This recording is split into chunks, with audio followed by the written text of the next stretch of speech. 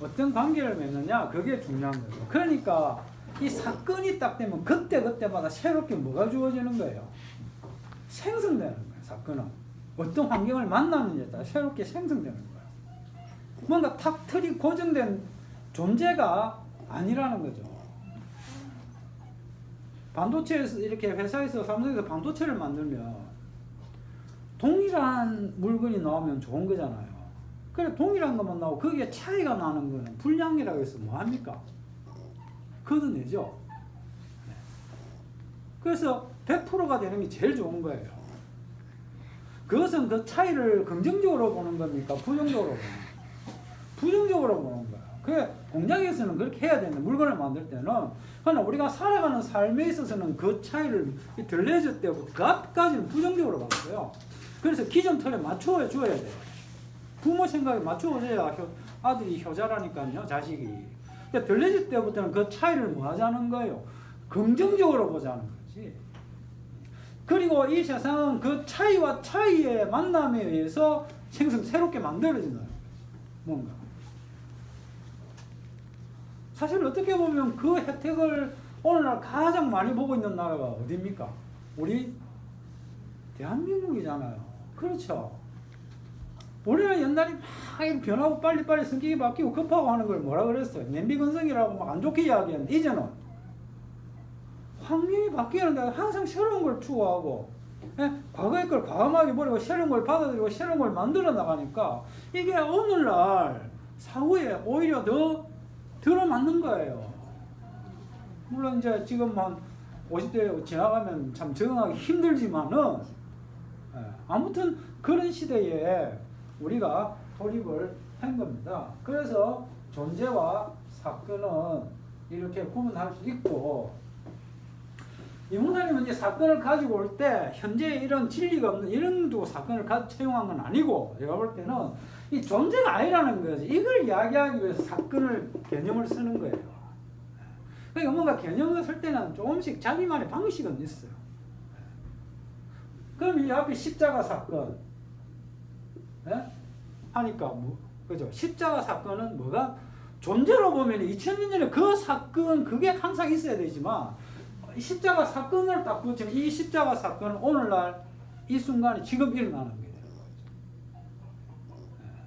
그래서 당신이 십자가 사건을 경험했습니까? 하면은 이해할 수 있는 거예요. 그게 사건이 되면 오늘 나의 이 환경에 새롭게 주어지는 겁니다. 그래서 이 사건이 중요한데요. 영상에 물어보진 않았어요. 이게 들레지 개념에서 가지고 왔느냐. 물어보면 당연히 긍정하기 힘들겠지. 그 가지고 가지고 왔다 안 왔다. 뭔가 우리가 성경 말씀 무엇을 설명할 때는 기준의 도구를 우리가 활용할 수밖에 없잖아요. 하나님 말씀은 하늘에 주어졌지만 우리가 설명할 때는 그 우리가 알고 있는 인식의 틀 가운데서 뭔가 활용을 해야 된단 말이죠. 그런 면에서 이 복음을 설명할 때 사건이라고 하는 것은 아주 유용합니다. 오늘 주어진 말씀이죠. 어제의 말씀이야.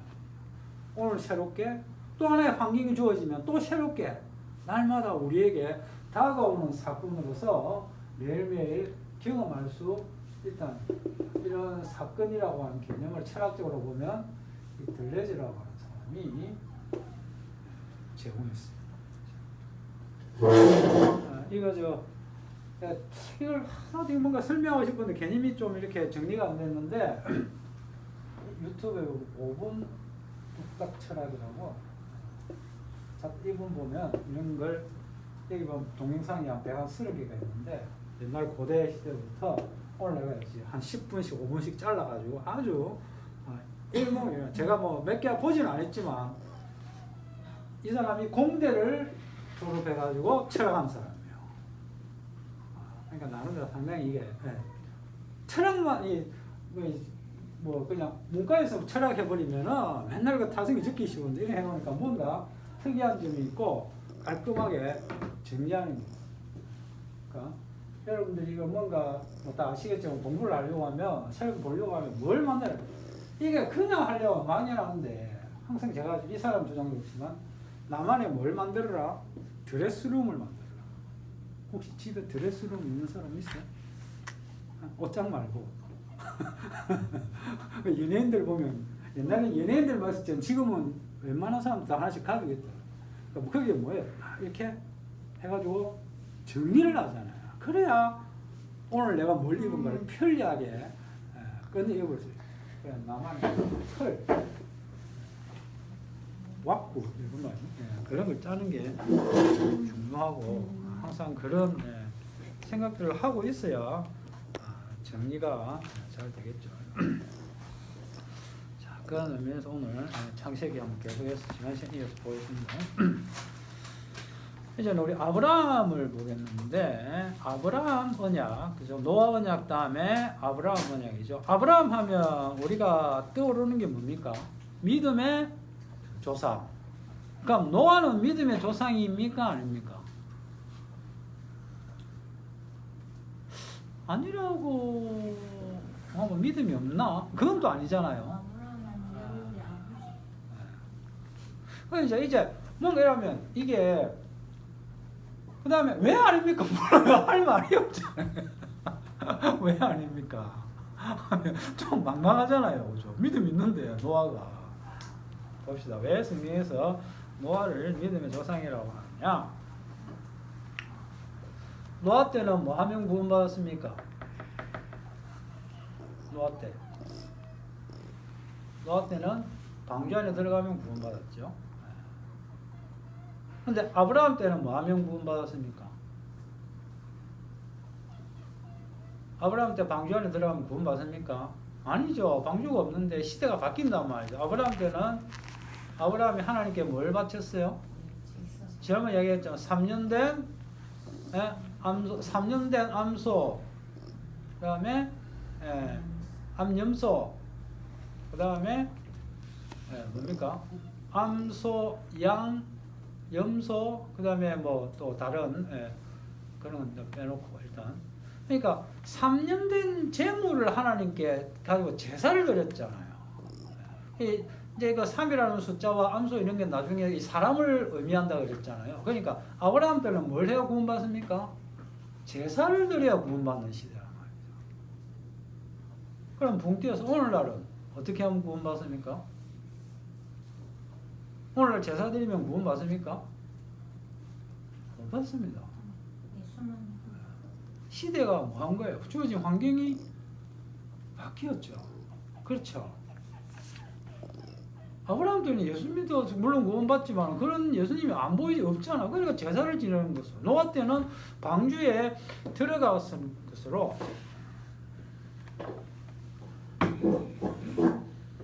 그러면 이게 보면은 가면 갈수록 그 상황이 여러분 어떻게 되는 것 같아요? 뭔가 하나님 앞에 구원받으려고 하면은 그 상황이 환경이 좋아지는 것 같아요? 나빠지는 것 같아요? 네? 좋아집니까? 나빠집니까? 가면 갈수록 환경이 나빠지고 있습니다. 나빠지고 있어요. 그럼 바꿔서 이야기하면 갈수록 우리 인간의 죄가 뭐 해야 돼요? 이 땅에 충분히 스며들어야 돼요. 어느 때까지? 어느 때까지? 하나님의 아들을 죽일 수 있을 때까지 인간의 죄가 충분히 이 땅에 주어져야 되는 거예요.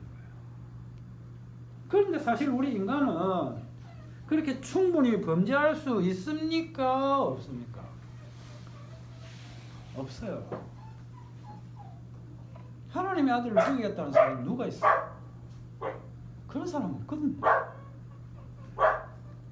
뭐 자기 이익을 위해서 사기를 칠 수 있고, 강도짓은 할 수 있고, 그런 건 할 수 있지만은 거기까지는 갈 수 있는 게 없다는 거죠. 근데 이렇게 충분히 하나님의 아들까지 죄가 이 땅에 주어지면은 어떤 현상이 일어나는가 하면 그 사람은요, 자기가 숨 쉬는 것도 뭐라고 생각합니까? 죄라고 생각합니다. 이게 복음인데요. 참 놀랍단 말이죠. 하나님께서는 죄인을 구원하시는데 문제는 하나님이 구원하시는 그 죄인의 그 수준에 우리가 도달할 수 있습니까? 없습니까? 없어요. 이게 여러분에게 기쁜 소식인지 나쁜 소식인지는 모르겠지만은 죄를 대충 지으면 안 되고 도저히 자기 자신을 요만큼이라도 내세울 수 있는 부분이 없을 때까지 죄를 지어야 합니다.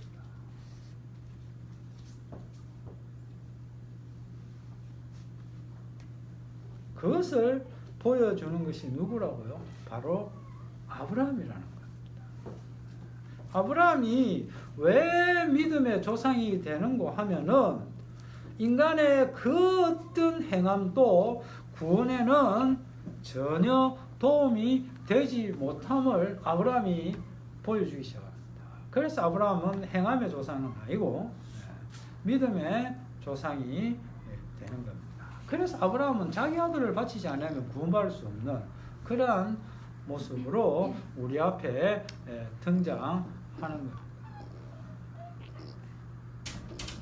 그래서 아브라함은 충분히 범죄해야 된다는 그러한 것을 이제 보여주는 그 스타트를 조상으로서 하게 됩니다. 그래서 아브라함 시대에 등장하는 것이 뭔가 하면 오늘 우리가 읽었지만은 그게 바로 할례율법.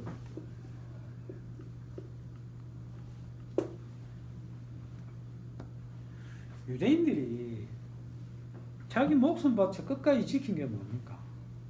사실은 안식일이 아니고 그들 뭘 지켰어요? 할례예요. 그 독일 2차 대전 때 유대인이 아닌가 표식이 다 어디에 나타났어요? 할례에 나타나서 그들이 다 죽었잖아요. 사실 이 독일하고 유대인의 관계도 참 웃기는 게 전체적으로 보면 독일하고 유대인하고 여러분 같은 종족입니까? 다른 종족입니까? 그게 셈족 같은 종족이에요. 그러고요. 요즘 그 유튜브에 나오지만 독일과 유대인의 관계 보면 독일이 유대인들을 제일 잘해주었어요. 사실은 잘 대해주었어요. 그런데 문제는 그 유대인들이 뭐예요? 독일 사람들 머리에 꼭대기까지 기어 올라가 버린 거지. 특히 금융을 가지고.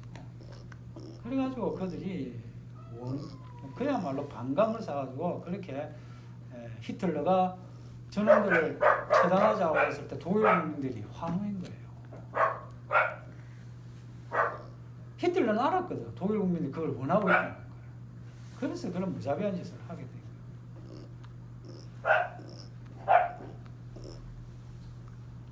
아무튼 아브라함 시대에는 재물을 하나님 앞에 드려야 하고, 그리고 그것이 충분히 범죄함이 이제 숙성되니까 나중에 신약 때 예수님 때 오니까 아주 그 성경이 끊겨졌던 신구약 중간 시대에는 그야말로 숙성의 마지막 단계에 이르렀죠. 결국은 하나님 자신이 인간에게 맞아 죽어야 하나님의 목적은 거기까지 가야 되는 거예요. 그래야 하나님께서 이 땅을 심판하시는 거예요. 그래서 사도행전 보면 사도들이 설교하기를 뭐라고 합니까? 이 땅에 오신 하나님이 죽었다고 그들이 이구동성으로 외쳤습니다. 누구한테? 너희들에게. 그분이 맞아 죽었다. 베드로가 뭐라 합니까? 너희가 죽었던 그분을 우리의 주인이 되게 하셨다. 우리의 그리스도가 되게 하셨다.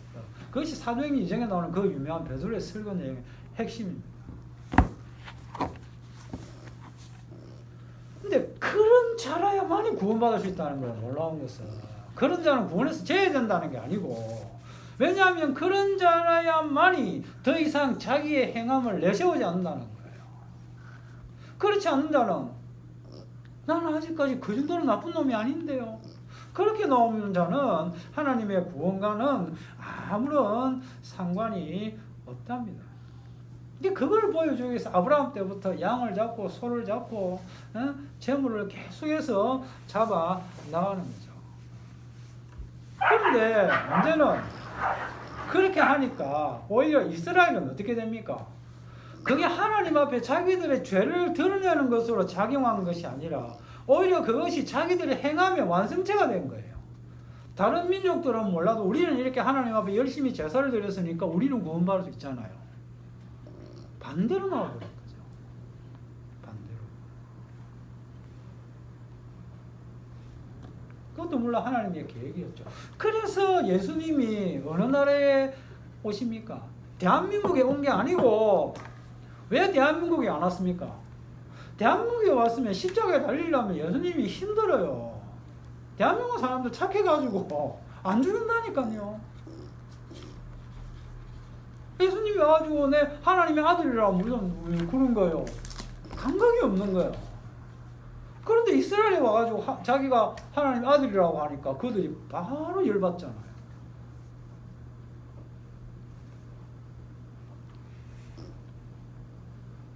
왜 열받습니까?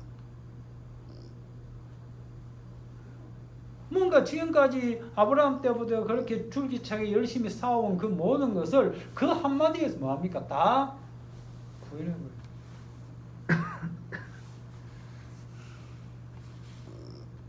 기도 안 해도 구원받습니다라고 하면 누가 제일 열받습니까? 기도 열심히 하는 사람. 성경 안 봐도 구원받습니다라고 하면 누가 제일 열받습니까? 성경 열심히 읽었어요. 오늘 교회 처음 나온 사람 오히려 아이고 감사합니다 이랬나. 그게 바로 세리고, 예? 그게 바로 오늘까지 예인이라고 해요. 사마리아 예인. 교회 50년 다니는 사람에게, 예? 이런 이야기 하면 짜증이 나는 거예요. 지금까지 자기가 싸워온 게 있거든. 바로 그게 유대인들이었다. 그게 바로 이스라엘이었다. 어릴 때부터 하나님 말씀 지켜 목숨 걸고 할례 행해, 예? 매일 성경 보죠, 안식일날 지키죠. 할 수 있는 모든 걸 다 한 그들. 근데 그게 원래 주님 보시기에는 인간의 죄가 뭐한 거예요? 무르익고 하나님의 아들을 죽일 수 있는 수준까지 이르렀다고 하는 것을 우리가 잊지 말아요.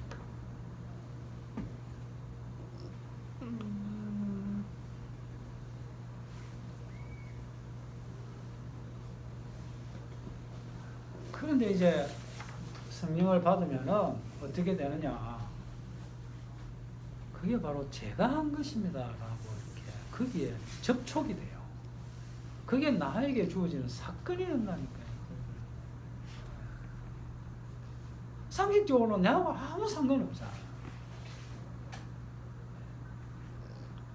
그런데 거기에 접속하면 그게 사건이 되어서 예수님을 누가 죽였습니까? 하면 가만있어 봐라. 로마 군인인가 유대인인가 이게 아니고 누가 죽였습니까? 내가 죽였다. 그것이 바로 오늘날 저와 여러분들의 고백이 되어야 한다는 것입니다.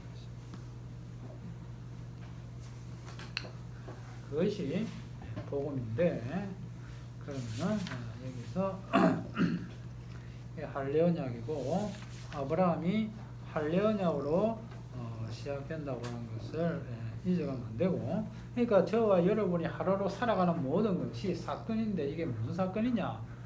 들려져 말하는 사건은 아니고 십자가 사건으로서 우리에게 주어지고, 이 사건이라는 개념 속에는 뭡니까? 내가 주인공이라는 겁니까? 아니라는 겁니까? 아니라는 거죠. 나는 주어진 대로 끌려갈 뿐이에요. 새로운 주님의 사건이 오면 나는 또 하나의 환경에서 새로운 도구로 쓰일 뿐이지. 그래서 설교자도 오늘 뭐 설교할 게 있으면 설교자고 없으면 내일이면 그냥 아웃인 거죠. 그런 모습이 있어야 합니다. 그럼 여기서 우리가 한 가지 살펴볼게요. 뭐 창세기 9장에 보면 누가 한번 읽어볼까요? 9장 20절에서 23절까지 읽어봐요.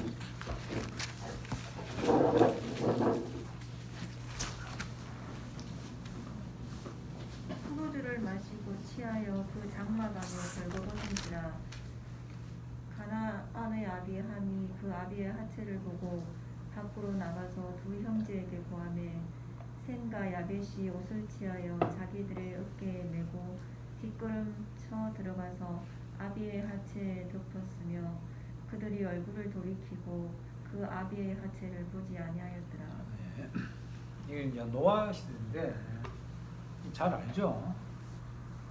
포도주 농사를 지었는데 그 포도주를 마시고 노아가 그만 벌거벗었다는 거죠. 그때는 옷이 주로 원피스잖아요, 그죠? 그러니까 옷을 하나도 안 입었던 것 같아요. 뭐 바지만 입고 위에 상의는 그런 건 아닌 것 같고, 술에 취해 있었는데 이것이 뭡니까? 하나의 환경으로 주어지는 겁니다. 자, 그러면은 노아가 포도주를 먹고 그렇게 벌거벗게 누워서 자는 그 모습, 환경을 누가 만들었습니까? 노아가 만든 게 아니고 주님께서 그런 환경을 우리에게 조성을 하셨습니다. 그 환경은 눈으로 볼 수 있었지만은 그러나 그 환경을 유발시킨 핵심 요인은 보이지 않아요. 않습니다. 근데 눈에 보이는 그 환경에서 변화가 일어나는 거죠. 그러면 하나님께서 왜 이런 환경을 우리에게 주셨느냐? 보세요. 노아를 자식들이 왜 부끄러워했습니까? 왜 부끄럽게 여겼을까요? 여러분이 만약에 노아의 자식들이라면 부끄럽습니까? 안 부끄럽습니까? 당연히 부끄럽죠. 부끄러운 이유가 뭡니까? 1번 술을 마셨기 때문에, 2번 옷을 안 입었기 때문에. 몇 번입니까? 2번. 2번이죠. 그러면 옷을 안 입는 게 왜 부끄럽죠?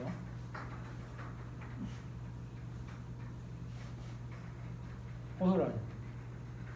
처음 인간이 제일 짓기 전에 아담과 하와가 에덴 동산에 옷 입었습니까? 안 입었어요? 안 입었죠. 부끄러워했습니까? 안 했습니까? 부끄러워하지 않았다는 말이죠. 그 지금도 솔직히 자기 혼자 있으면 옷 안 입으면 부끄럽습니까? 안 부끄럽죠? 안 부끄럽잖아요. 그죠? 부끄럽다고 하는 것은 뭡니까? 예. 옷을 입는다고 하는 거. 옷을 왜 입습니까? 추워서 입습니까? 아닐걸요. 그럼 여름에 안 입어야죠. 인간이 옷을 입는다고 하는 것은 뭡니까? 뭔가 말 게 있다는 거예요. 가릴 게 있다는 거지. 자기에게 뭔가 가리고 싶은 것이 있다는 거죠.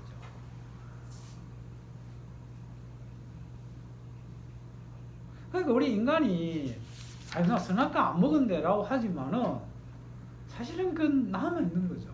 뭔가 옷을 입어야 된다고 하는 부끄러움이 남아있다고 하는 그러한 것은 우리가 가지고 있는 겁니다.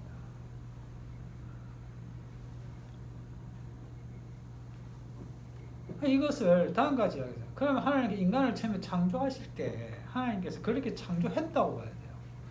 인간은 범죄하면 부끄러움을 느낄 수 있도록 하나님께서 그런 요소를 우리에게 집어 놓았다. 그래서 범죄하기 전에는 부끄러워하지 않고 범죄하고 난 다음에 부끄러워하는 그러한 현상이 생기는 겁니다. 노아가 술을 마시고 벌거벗어서 부끄러움을 드러내게 되는데, 수치를 드러내게 되는데, 이 일로 말미암아서 노아 가족에 뭐가 생깁니까? 야, 우리 다 같이 아버지의 부끄러움을 덮어주자 이래가지고 노아 가족이 화목해집니까? 아니면 분열이 생깁니까? 내부 가정의 화목이 깨지죠. 내부 분열이 생기잖아요. 그죠? 노아는 구원 사건을 품고 있어요. 하나님의 은혜로 진짜 기적적으로 방주 때문에 구원받았잖아요. 근데 그 가정이 깨어질 거라고는 사실은 상상도 못하는 환경이에요. 그때 환경. 그 어떤 가정보다도 화목할 수 있는 모든 조건을 다 가지고 있죠. 생각을 한번 해보세요. 이 세상이 다 망했는데 우리 8식구만 달력 살아있으면 얼마나 그게 고맙고 기적이고 감사하고 화목해지겠어요. 하나가 될 수 있겠느냐는 겁니다. 그야말로 완이 되잖아요. 그런데 노아의 이 사건으로 말미암아서 그 가정이 뭐 됩니까? 찢어지고 있죠. 깨지고 있죠.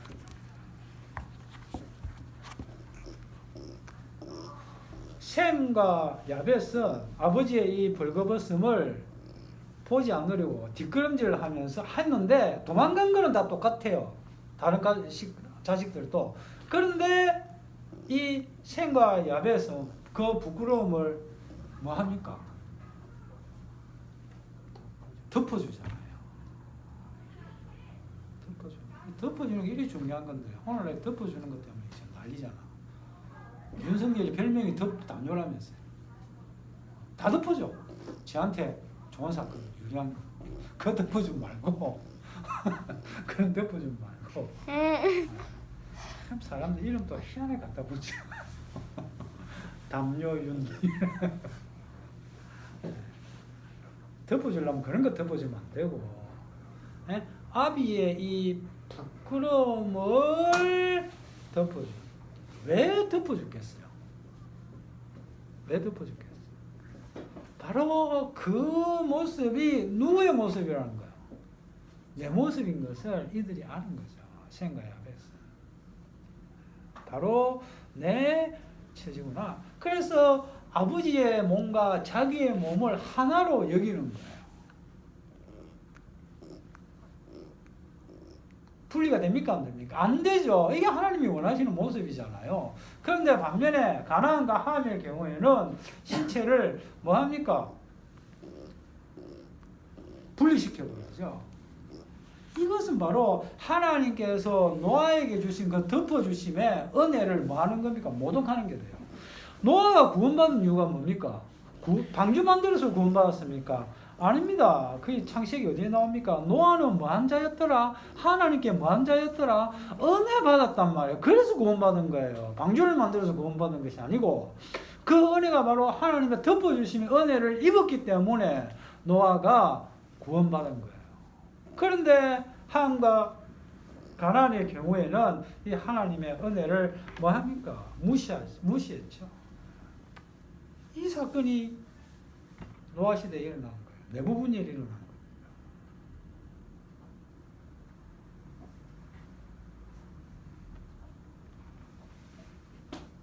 이게 뭐냐? 그러니까 아까 사건과 존재를 두고 봤을 때 계속 존재를 하는 거지. 봐서 그걸 그냥 지가 지고 흔들고 끝까지 가겠다는 거야. 맨날 새롭게 주어진 하나님의 은혜를 의식하는 것이 아니라 내가 이거 하나 배웠으니까 이러면 되는구나. 방주를 만들면 되는구나. 그 자기 행함을 붙들고 가는 거죠. 자기 구원만 챙기겠다는 겁니다. 그러나 하나님께서 이 노아의 포도주 사건을 터뜨림으로 말미암아 하나님의 은혜는 하나님이 노아에게 준 그 은혜는 복은 그런 식으로 연결되는 것이 아니라 덮어줌의 은혜 그걸 그런 형태로 연결되고 있음을 그러니까 내가 어떻게 이렇게 내 행함으로 지켜서 구원받겠다고 하는 그러한 사고방식을 이때부터 하나님께서는 철저히 깨버리는 거예요. 자식이로 구원받고 뭐 사람 그런 건 없어요. 존재에서 존재로 연결되지 않는다는 겁니다. 날마다 하나님이 주시는 사건이 주어져서 새로운 사건에 접속함으로 말미암아서 구원 받는다는 거죠.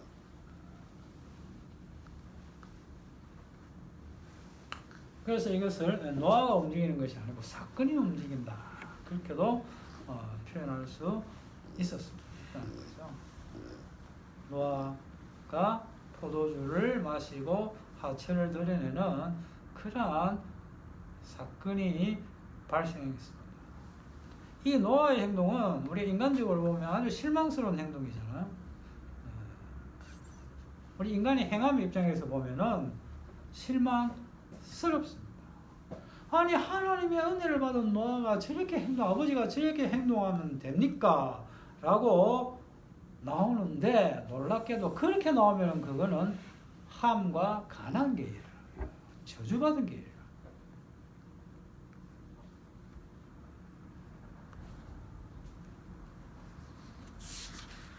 덮어주는 은혜를 잊으면 안 된다.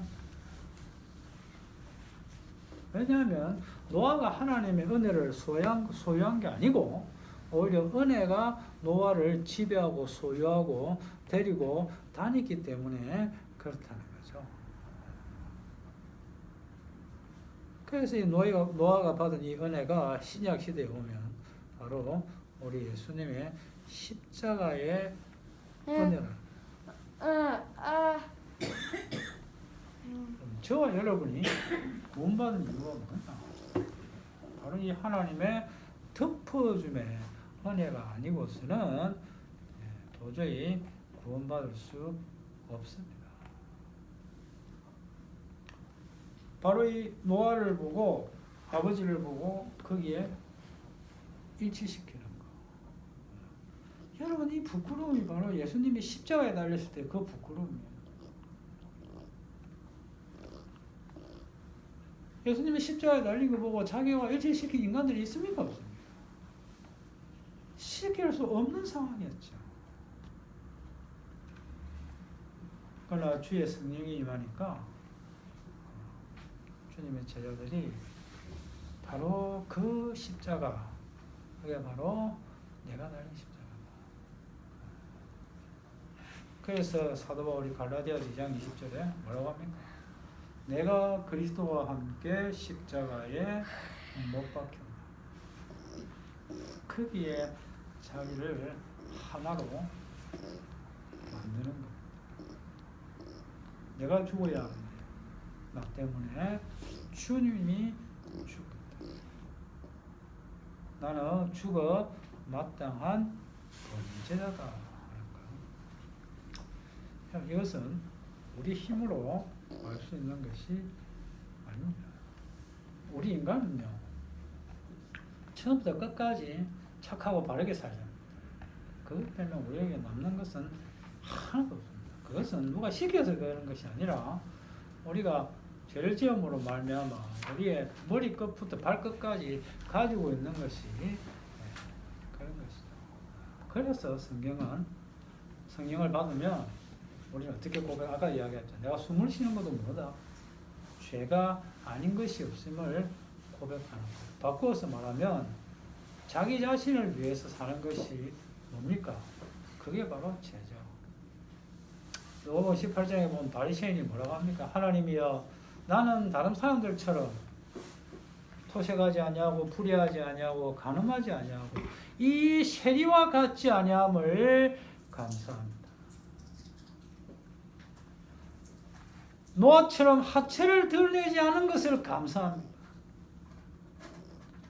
예수님처럼 십자가에 달리지 않은 것을 감사합니다. 이게 인간의 길이에요. 성경을 평생 바롭다 하는 인간은 이게 뭐. 그러니까 망하지 아니할 수가 없다는 거죠. 그래서 주님의 사건이 우리에게 주어지지 않으면 그 누구도 구원받을 수가 없다는 겁니다. 그런데 이 구원은 지난 시간에 이야기했지만 베드로처럼 먼저 바다에 뛰어는 뭐함이 있어야 된다 그랬어요? 빠짐이 있어요. 빠짐이. 저주받음이 있어요. 받고 그 다음에 주님이 내미는 손에 의해서 탈출하는 거, 건져내는 거, 그것이 바로 이걸 보면서 야, 나는 셈처럼 그러면 구원받겠네. 그러면 안 되고 그건 하나님과 가나안의 생각이고 나는 저주받을 수밖에 없지만은 주님의 은혜로 덮어주심에 그 은혜로 날마다 살아가게 하시는구나 고백하면서 살아가면 되는 겁니다. 그것이 바로 주님께서 날마다 저와 여러분들 주시는 환경인 줄 알고 우연히 되는 환경은 없습니다. 모든 것이 하나님 뜻 가운데서 진행되고 있으니까 항상 감사하는 마음으로 이렇게 살아가시기 기도하겠습니다. 하나님 아버지 은혜를 감사합니다. 지난 한 주간 동안 저희들도 어떠한 모습으로 살았습니까?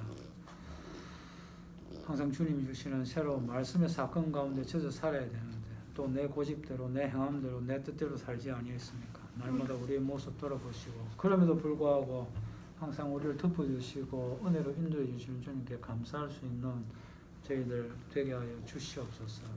감사를 드리며 우리 예수님 이름으로 기도드리옵나이다. 아멘.